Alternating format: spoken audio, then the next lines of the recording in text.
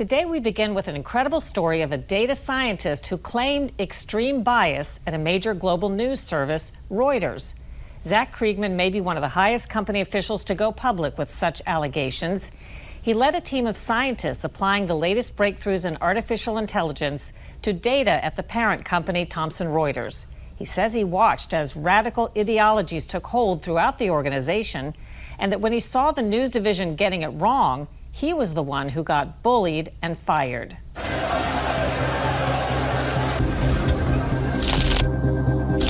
We tell all sides, but take none. This disturbing story begins at Reuters, a media conglomerate and news agency that reaches billions of people a day. It promises freedom from bias. Where there's no bias and no agenda. But the hard truth inside Reuters was far different than the advertisements, according to Zac Kriegman, who was the company's director of data science. Kriegman says he was subjected to a racially hostile environment, then terminated after he complained about it. So it began really when I started witnessing this sort of new racial ideology spreading throughout the company, and people embracing the core tenets of the Black Lives Matter from the senior leadership all the way down. It started when Kriegman says he noticed the news division pushing a one-sided narrative in support of the Black Lives Matter core claim that police are biased towards shooting black people. And I found out that that core claim was false. What you discover is that police shoot whites disproportionately to the rate that whites murder police officers, white criminals murder police officers, and they do not shoot black suspects disproportionately to the rate at which black criminals murder police officers. In fact, they shoot substantially less black suspects than you would predict based on the number of police officers murdered by black criminals. Kriegman says as a data scientist, he relied on a wide body of research, including from African-American researcher Roland Fryer. The research further implied, he says, that the allegedly false storyline about police shooting blacks was actually responsible for the deaths of black people. But not only that, the research also showed that that claim was driving these huge reductions in policing, which corresponded to soaring violent crime, including thousands of murders. Of black people, primarily black people. Black Lives Matter falsehoods were driving thousands of murders or causing thousands of murders of black people, people who would be alive today if not for those falsehoods. So I knew that as like a white employee, I couldn't say anything critical about the Black Lives Matter without putting my career in jeopardy at Thomson Reuters. Isn't that a problem to begin with? Yeah, it's a huge problem, and it's not just about Black Lives Matter. There's this whole racial ideology. I think it's highly connected.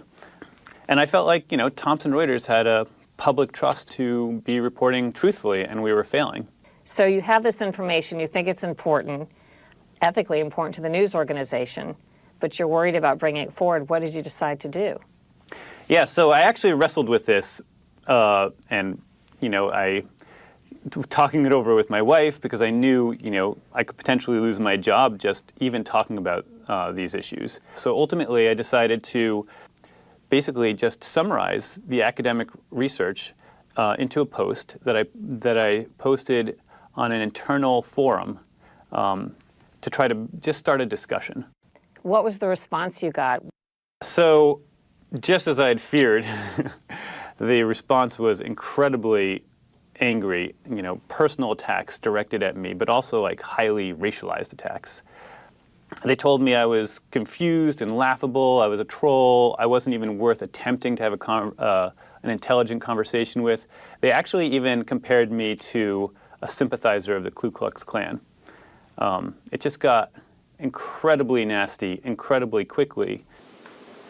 Kriegman says he complained to the Human Resources Department at Reuters that racialized attacks against him were blocking an important discussion about the veracity of Reuters reporting. The result? He was fired. What did they say was your lapse? And the actual email, they fired me by email. The actual email they said just said, your conduct in recent weeks does not align with our expectations of you as a leader within the organization, so we're firing you. You are a manager earning six figures, is that right? Yep. Had you ever been taken to task for anything with your job before? Nope. I'd been working there for 6 years. I'd just recently gotten a huge promotion from senior data scientist to director of data science. The only thing they could say was that, they didn't like my conduct, which was consisted in recent weeks, which consisted entirely of trying to start a discussion about how our reporting was inconsistent with the facts.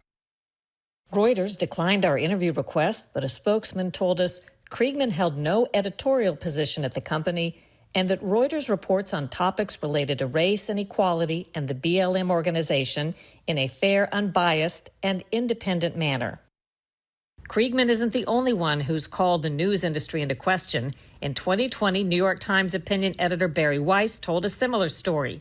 She quit her job saying she faced smears and constant bullying by colleagues who have a woke agenda, but that the Times refused to take action on her harassment allegations. The Times responded saying it's committed to publishing viewpoints from across the political spectrum and fostering honest, searching, and empathetic dialogue between colleagues. A Canadian broadcasting corporation, CBC reporter Tara Henley, quit her job last year, citing a radical political agenda. The CBC disputes her view, but Henley claimed that working at the CBC now is to pretend that the woke worldview is near universal, even if it is far from popular with those you know and speak to and interview and read. CBC reacted by saying it does not apologize for broadening and deepening our journalism by bringing more voices and perspectives to our stories. Other journalists have quit their jobs complaining of conservative bias, with the larger point being that many are claiming ideology rather than information is what now dominates at many of today's most influential news organizations. So what does this story that you've told say about the news industry? I mean, it's my understanding that this same kind of racial ideology and sort of and the bullying that goes along with it, really, I think hand in hand, is prevalent throughout the news industry. What is it that you think people should know or take away from this as news consumers? You shouldn't really ever consider yourself fully informed if you're really just reading from one side of the political spectrum. It's sort of like, as a lawyer or former lawyer, I think of it like our adversarial system. Like, no one would ever consider it okay for the jury to render a verdict after hearing just the prosecution or just the defense. And yet that's what we do every single day as voters. We'll read only one side from one part of the political spectrum, and we'll consider ourselves informed. And I think we've got to move away from that. Kriegman has filed a complaint over his firing with the Massachusetts Commission Against Discrimination, a required step before he can move forward with a lawsuit against Reuters.